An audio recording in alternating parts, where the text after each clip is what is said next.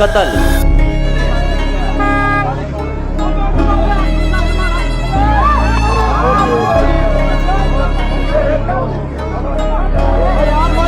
असल में इन दो सगे भाइयों का कत्ल 30 रुपए की वजह से नहीं हुआ, बल्कि शैतान की वजह से हुआ। वो शैतान जो हम खुद हैं।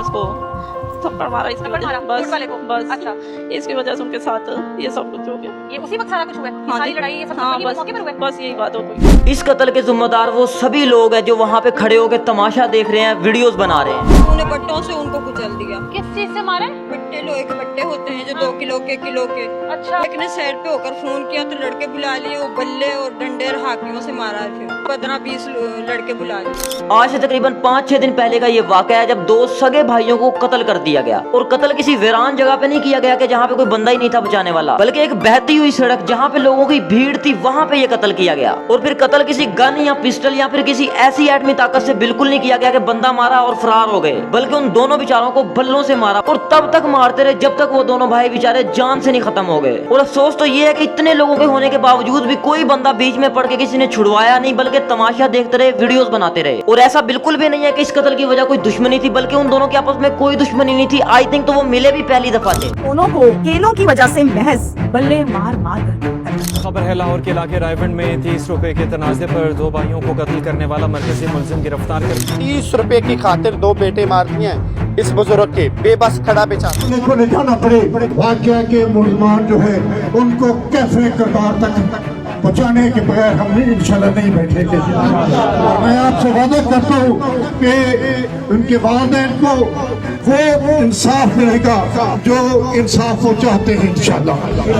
और मैं यहाँ पे आपको यह भी यकीन दिलाता हूँ कि जितनी देर तक उनको इंसाफ नहीं मिलता, हम तमाम लोग उनके साथ उसी सप्लाई दीवार की तरह खड़े हुए। अस्सलाम वालेकुम। अभी कुछ दिनों पहले एक वाकया बहुत ज्यादा वायरल हो रहा है, ट्रेंड कर रहा है कि 2 सगे भाइयों को एक रेडी वाले ने जान से मार दिया, उनका कत्ल कर दिया। आप लोगों ने ये वाकया तो सुन ही लिया होगा, लेकिन जिन्होंने नहीं सुना उनके लिए मैं थोड़ा सा शॉर्ट एक्सप्लेन कर देता हूँ। तो हुआ कुछ इस तरह से कि 2 भाई जो कि दूध का काम करते थे, तो वो अपने काम से वापिस आ रहे थे। उन्होंने सोचा कि यार कुछ फल ले लेते हैं। वो दोनों एक रेडी वाले के पास रुके और उससे कहा 1 दर्जन केले दे दो। रेडी वाले ने उन्हें 1 दर्जन केले दे दिया। उनके पास 100 रुपए का एक नोट था, बाकी 5-5 हजार के थे जो कहा जा रहा है, और 1 दर्जन केले की कीमत 130 रुपए थी। तो उन्होंने उस रेडी वाले से कहा कि या तो तुम ऐसे करो कि अपने 30 रुपए के केले वापस रख लो, या फिर मैं तुम्हें आता जाता फिर पकड़ा दूंगा, हम तो यहाँ से गुजरते ही रहते हैं। अब जो वहां पे बाकी रेडियो वाले थे, उनके बकौल ये कहा जा रहा है कि उस रेडी वाले ने उनसे बदतमीजी करी कि मैं तुम्हारे बाप का नौकर लगाऊं, या ऐसे कुछ अल्फाज इस्तेमाल किए, जिससे वो जो दूसरा लड़का था उसको भी गुस्सा आ गया, आपस में बदतमीजी करने लगे। रेडी वाले ने दूसरे को गाली दी। जब गाली दी तो दूसरे ने उसको थप्पड़ मार दिया रेडी वाले को। रेडी वाला उनसे जो है हथोपाई हो गई, लड़ाई हो गई। फिर रेडी वाले ने अपने उस भाई को कॉल की जो क्रिकेट खेलने गया हुआ था, तो वो भाई वहीं से 3-4 और लड़के लेके आ गया उसको मारने के लिए, बल्ले लेके आ गए। उसके अलावा जो वो विकेटें होती हैं वो लेके आ गए। तो चलो यार मान लेते हैं आप लोगों का आपस में हथोपाई भी हो गए, झगड़ा हो गया, बल्लों से मारना यार, इतनी बेरहमी के साथ मारना।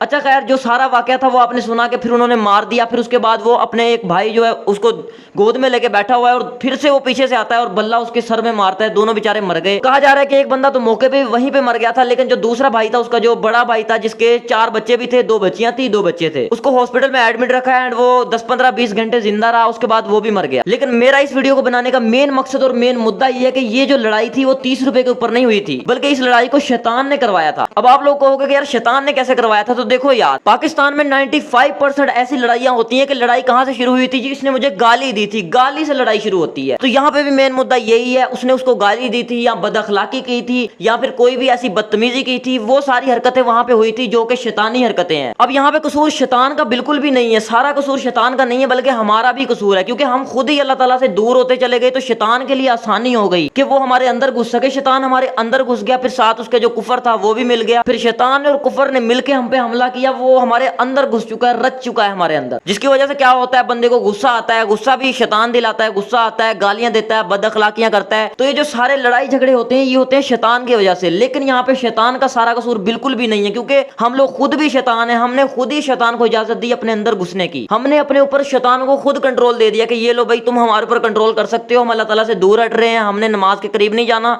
तुम हमारे अंदर आ जाओ, हमारे पास आ जाओ, तुमने जो कहना है हमने वो करना है। क्योंकि ऐसा तो वहां पे बिल्कुल नहीं हुआ होगा कि पे एक भाई ने कहा जी मेरे पास पैसे नहीं है, हम फिर दे देंगे या अपने आप अकेले वापस कर लें, तो इतनी सी बात पे उनकी लड़ाई हो गई थी। नहीं, ऐसा बिल्कुल नहीं हुआ था। सबसे पहले क्या चीज आई थी? बदअखलाकी, बदतमीजी, गाली गलौज, जिसकी वजह से एक्चुअल में लड़ाई शुरू हुई थी। 30 रुपए का मसला नहीं था वहां पे। और ऐसे बहुत से केसेस होते हैं जहां पे लड़ाई शुरू ही सिर्फ गाली की वजह से होती है या बदतमीजी की वजह से होती है या इस तरह की और कोई हरकत होती है जिसकी वजह से लड़ाई शुरू होती है और कत्ल हो गए होते हैं इसी चीज पे। एक तो हम लोग अल्लाह ताला से खुद ही दूर हो गए जिसकी वजह से शैतान हमारे करीब आ गया, और दूसरा कुफर ने जो है, एक तो हमारी प्रोडक्ट्स भी ऐसी ऐसी बन रही हैं, हमारी प्रोडक्ट्स में ही हमें ऐसी चीजें खिलाई जा रही हैं, पिलाई जा रही हैं, जिसकी वजह से हमारे अंदर शैतान घुसता चला जा रहा है। अब मैं यहाँ पे नाम नहीं लूंगा, मेरी ये वीडियो इतनी ताकत है उनके अंदर कि अगर मैंने नाम लिया उन कंपनीज का तो मेरी वीडियो तक बैन हो सकती है। हम लोग एक बिस्किट खाते हैं बड़े शौक से जो कि बहुत ज्यादा पॉपुलर है, और शहरों में तो वो बहुत ज्यादा चलता है, जो मॉल्स वगैरह होते हैं, जो इस तरह की और बड़ी शॉप्स होती हैं, वहां पे बहुत ज्यादा चलता है वो। अब तो तकरीबन वैसे ओरियो गांव देहात में भी आम चलता है और बहुत शौक से लोग खाते हैं, लेकिन शहर में उसकी निस्बत बहुत ज्यादा चलता है। ओरियो जो बिस्किट है,